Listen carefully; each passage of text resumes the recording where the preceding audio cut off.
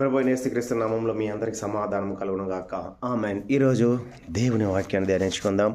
మనిషి జీవితాన్ని మార్చగలిగిన శక్తి ఏదైనా ఉందంటే అది బైబిల్కే ఉంది. ప్రియమైన దేవుని బిడ్డలారా, ఏ మతం ద్వారా కానీ, ఏ కులం ద్వారా కానీ, ఏ రాజకీయ పార్టీ ద్వారా కానీ, ఏ సేవా సంస్థ ద్వారా కానీ దొంగలు, వ్యభిచారులు, నరహంతకులు, సాడిస్టులు, మాంత్రికులు, పేకాటగాళ్ళు, త్రాగుబోతులు, లంచగొండులు మారలేదు. కానీ బైబిల్ పట్టుకొని ఎందరో దొంగలు మారారు, ఎందరో వ్యభిచారులు మారారు, ఎందరో నరహంతకులు మారారు, ఎందరో సాడిస్టులు మారారు, ఎందరో లంచగొండులు మారారు, ఎందరో మాంత్రికులు మారారు. ప్రేమైన దేవుని బిడ్డలారా, ఎన్నో ఆత్మలను రక్షించగల శక్తి బైబిల్కే ఉంది.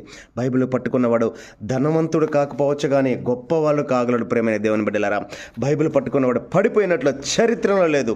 పరిశుద్ధ గ్రంథ జీవితాన్ని ఒక తాగుబోతుగా ఉన్న నన్ను, నా జీవితాన్ని మార్చేసిన బైబిల్ నన్ను. ప్రేమైన దేవుని బిడ్డలారా, బైబిల్ వాక్యానికి అంత శక్తి ఉంది. బైబిల్ ధ్యానిద్దాం, నిజమైన దేవుని తెలుసుకుందాం, పరలోక రాజ్యం చేరుకుందాం. ఈ వాక్యాన్ని